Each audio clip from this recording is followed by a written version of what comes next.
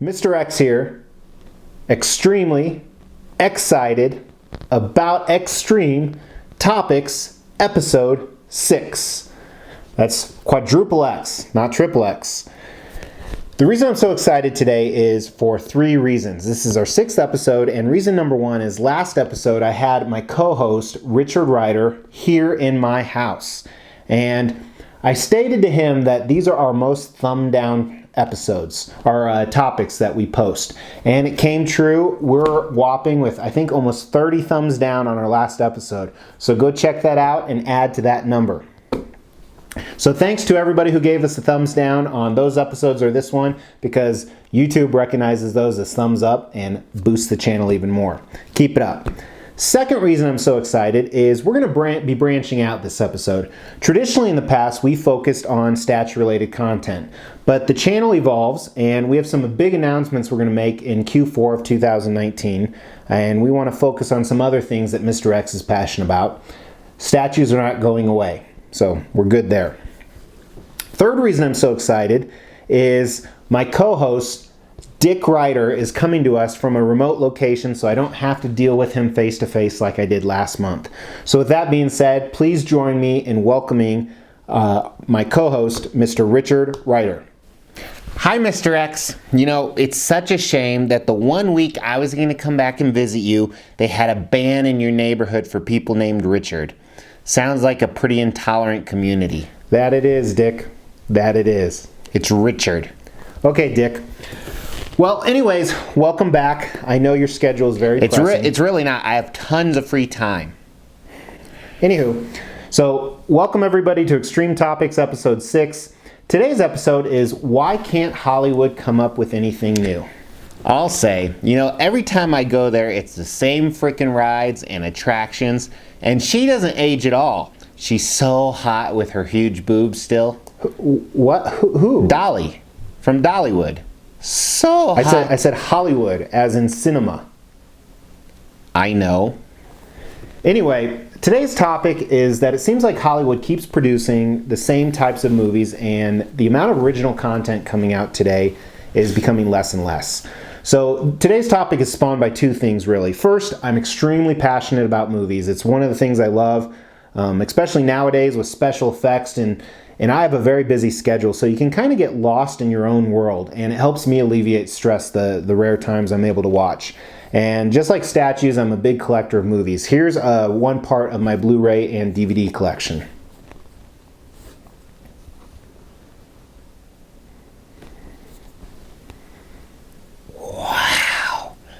That's almost as big as my adult film collection. Second reason, I was studying the 2019 major movie release list, and I started to recognize how many titles weren't original ideas.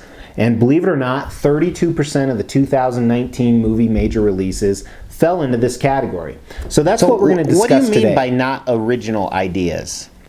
That's a good question, Dick. It's Richard, and thanks. So when I think of non-original ideas, I kind of classify it into 3 separate categories. The first one, and this is pretty obvious, it's a remake. A remake is not an original idea. Some remakes take a completely different storyline, but the majority of them follow the original story, at least loosely, and sometimes they follow the original story exactly, even to the same words. Yeah, you know, I tried to remake myself back in the early 2000s, and that's how I'm so cool now. Now, the second category that we're going to discuss today is sequels. Some of the movies we're going to discuss are obvious sequels, and we'll get into that. But, for example, the Lord of the Ring trilogy, we knew that was going to be sequels. Then there are some what I call offshoot sequels, like Rogue One to the Star Wars series, whereas they aren't sequels, but they're kind of an offshoot. And we're going to discuss that as well. But the third category is things that are based off of literature or books of some type. Just like the remakes, they may be completely different than the original writing and just use some of the basic concepts, or they may follow it extremely closely. One of the things you're going to find, too, is as we talk about these 3 different categories, some movies can fall in multiple categories. So, for example, Stephen King's It Chapter 2 is being released this month. I think it was just released last week. And that is not only a remake, it is a sequel, and it is based off of a literary book. So it falls into all three categories. Geez, Mr. X, you're right. They really can't come up with anything new, can they? Don't get me wrong, Dick. Not all of these things are bad, and we're going to discuss that a little bit today. Particularly things that fell into that third category, things that are based off of literary adaptation. But let's go ahead and let's dive into our first category. So let's talk about sequels. Yes, because sequels are an interesting topic, because all sequels are better than the originals. They just make it so much better. I think that's pretty arguable, Dick, and there's clearly quite a few that fall into that category that beat the original, but overall sequels are generally disappointing. And you know, I love it when they set up a movie for a sequel. I'm gonna disagree with you on that too. So I do enjoy sequels because quite often when you see an amazing movie, you're left wanting more. But I enjoy movies that finalize without actually setting up for a sequel, but still allow that possibility of a sequel. What do you mean? So like here's an example. Star Wars Episode 4 is a great movie from start to finish. It could be a standalone movie if it wanted to. It has the intro, has the middle, has the ending where, you know, good beats evil. Has plenty of character development where you've latched onto these characters. So it could have easily been a standalone movie, but sequels were spawned from it. And I think for three reasons that people really wanted sequels, even though it was a fantastic standalone movie. Number one is they're just really enamored by the movie and its concept. I mean, it was truly unique at the time. Number two is they wanted more character development. I mean, Darth Vader was badass. Luke was a cool-ass hero. We wanted to learn more about these people. And not only that, but most of the characters in Star Wars were very entertaining, so people wanted to see more characters. Yeah, but that's the only movie like that. Are you kidding? What about Indiana Jones movies? The new Dark Knight trilogy, Aliens, Rocky, Lethal Weapon, Die Hard, Terminator, Pirates of the Caribbean. All of these, I could go on and on. About what? About what movies were fantastic standalone movies, the initial one, and they didn't set you up for a sequel, but a sequel was still done well what and about appreciated. Iron Man 1 and Iron Man 2? So I'll give that one to you. However, the MCU, or the Marvel Cinematic Universe, is an entirely different beast altogether. So while you are correct, Iron Man, the first movie, is a great standalone movie. And other than the post-credit scenes, they didn't specifically set you up with a sequel.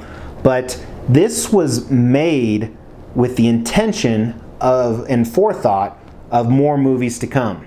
So not only that, but you think about the Avengers movies, the Thor movies, and technically, if someone wanted to, they could say that every single MCU movie was a sequel to Iron Man. I think it would take us forever to discuss that. Let's do it. Not so much, Dick. That's what she said.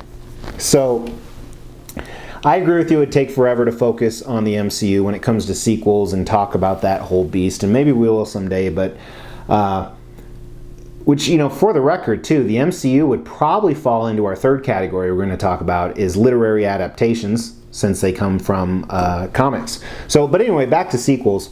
So we were discussing what movies that don't set up for sequels. So let's talk about the ones that do set up for sequels. Yes, some of my favorite sequels are The Hunger Games, Twilight, 50 Shades of Grey. Slow down, Dick. That's what she said. So the ones you mentioned, which ironically are literary adaptations as well, they don't necessarily set you up for sequels, as I believe some of those could have been standalone movies. So they're kind of like the MCU, or the Harry Potter is another example. But sequels were planned for those from day one. And a few of them, you know, that had a part 1 and part 2, obviously those had to be sequels, but the initial movie that came out, they didn't necessarily set up for a sequel. So I think of Harry Potter and the Sorcerer's Stone. They could have stopped it right then. So what I'm talking about are films that deliberately set you up for a sequel and they don't finish at everything. So for example, Lord of the Rings, The Fellowship of the Ring. They didn't even get to halfway completing what they set out to do. The Hobbit, Back to the Future. They deliberately set you up for a sequel. And the irony of those films, all the ones you mentioned, is they never even had a sequel. Dick, sometimes I wonder why I even have you on this show. So once again, you're half correct. All those films I just mentioned do have sequels, but you are correct. Many times a movie will set up for a sequel with the cliffhanger at the ending or something like that, and the sequel is never produced. And maybe that's the wrong wording, setting up a sequel, but maybe leaving a cliffhanger or questions that need to be answered. For example, I think a great example of that is Inception. The end of the movie Inception, Leonardo DiCaprio, the top is still spinning, if you've seen that. So huge cliffhanger, and they never made a sequel, even though they set it up essentially for one. But sometimes that's what makes the movie cool. Cool like me, Mr. X. Once again, half true, Dick. Now, one more type of sequel that we really didn't touch on is kind of what I call offshoots. So an offshoot is something that isn't necessarily directly following that storyline, but it came off from that one. So some good examples of that are Glass from Unbreakable, or Split, and then Rogue One from Star Wars. This is 40. Most of Kevin Smith's movies, kind of offshoots from the other ones. Okay, Mr. X, let's move on because I've got a hot date with a chick named Brendan. Yeah, good luck with that. Watch out for her Adam's apple. But to sum it up, sequels may come intentionally, and they may just happen due to the popularity of the movie. Maybe because it's a part of the literary series or story. Intentionally. They're setting up, and when they make the first movie, they set it up for a sequel that they never do. Or just sequels seem to drag it sometimes. Look at some of the horror movies out there, like Friday the 13th or Nightmare on Elm Street. However, the bottom line is, most people will agree that sequels rarely surpass the originals. In my opinion, there's a handful that do, and I'm not going to list them all, but some of them, Aliens, Godfather 2, Terminator 2, The Dark Knight, a few more out there. So let's move to the next category of remakes. So traditionally, remakes, just like sequels, rarely outdo the original. Kind of an interesting fact too, I remember when I was younger, I always liked the new stuff, not only on movies, but on songs. So if they did a cover or they remade a movie, I thought the new one was better. But now that I've grown older, I almost always like the originals better. And I remember my father, Senor X, he was like that as well. He loved the originals. That's really weird. But remakes usually come into three different buckets. First, they duplicate the original movie almost exactly, where the storyline's identical, they use a lot of the same lines. Some examples of this are like the new Aladdin movie, Total Recall, Parent Trap. Yep, and then kind of the second batch there is some use the same concepts, but it's a different storyline. So some examples of that are RoboCop, Ocean's 11, Body Snatcher movies, Italian Job, Cape Fear, or some of the comic book movies, such as the remakes of Batman. You had your initial Batman with Michael Keaton, then Batman Begins. Same thing with Superman's and Spider-Man. So some are completely unlike the original. Very little storyline. So The Thing, 12 Monkeys, Rise of Planet of the Apes. Some of the same characters or beasts, and that's about it. And Mr. X, let's not forget about remakes of TV shows or musicals like The Office or A-Team, Star Trek, and then Grease, Little Shop of Horrors. Well put, Dick. That's what she said. That doesn't work. But anyway, I think you get the point. There's tons of different sources for remakes and tons of different outcomes. The point is they're not always needed, and sometimes they're just the same trash recycled over and over to try and make a buck. Of course, sometimes, just like sequels, the remakes will outpace the originals. Some of them we've already discussed, but a few that come to mind for me, Ocean's 11, The Thing, the new It movies in my personal mind. So sometimes the remakes are worth it, but more often than not, they are not. You should try and remake yourself, Mr. X, so you can be cool like me. You already said that, but sure, Dick. So let's jump to our last category, and this is literary adaptations. And I promise you we're going somewhere. These are movies that come from written word. Books, comics, etc. Technically, music adaptations could have fallen into this category as well, but they fit well with remakes. They sure do. So, of the three categories I would classify into not creative, meaning that there can still be a large amount of creativity and value. Sometimes adapting a literary work to a movie is a fantastic idea. I get that because, you know, I couldn't read the entire Gone with the Wind book, but watching the movie is no problem. You know, and this topic can be quite controversial too. One of the advantages of literary work is a lot of the creativity is left to the reader. So they create it in their mind of what it looks like, what's going on. So many times fans of the written word are really not fans of the film adaptation because it's very different than how they pictured it. And, you know, sometimes it's completely different from the book. So that will turn off loyalty from a lot of readers. But sometimes bringing the written word into film lets you see something in a way you never imagined it. And if you take examples, especially like the MCU, what that has done for comics, it's created an entirely new fan base. Many times fans aren't even aware of that a film was based off of a book, and they become fans of the book by seeing the film. Some really popular movies that came from written word that weren't that popular include, you know, Pelican Brief, Shawshank Redemption, Wizard of Oz, Minority Report, Psycho, Forrest Gump, A Beautiful Mind, Princess Bride, Green Mile, many, many more, where the movie turned people onto the book. Yeah, and you know, sometimes, Mr. X, the books are on the opposite end of that, where they were so big they demanded movies. So like Hunger Games, Twilight, Harry Potter, Willy Wonka, Lord of the Rings, you know, Stephen King movies, and there's a lot more.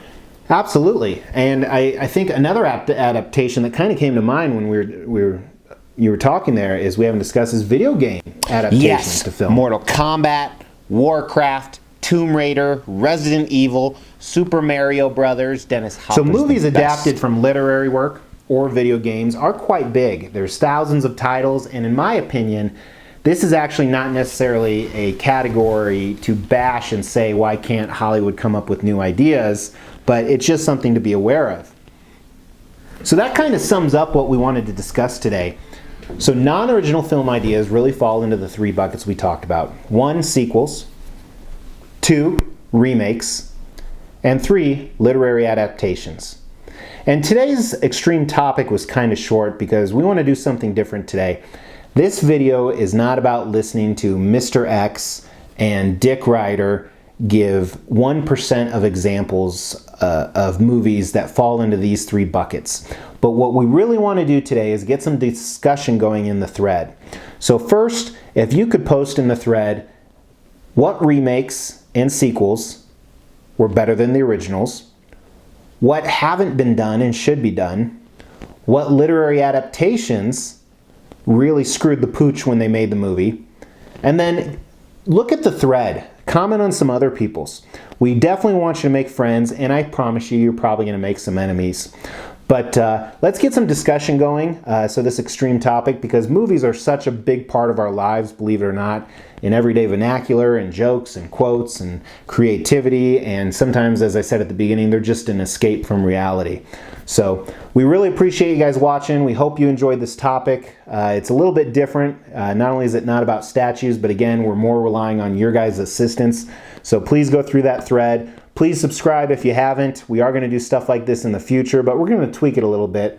I'm theorizing this is not going to get as many views as most of my videos. So I'm hoping it gets more thumbs down though. So Mr. X signing out. Until next time, take care guys.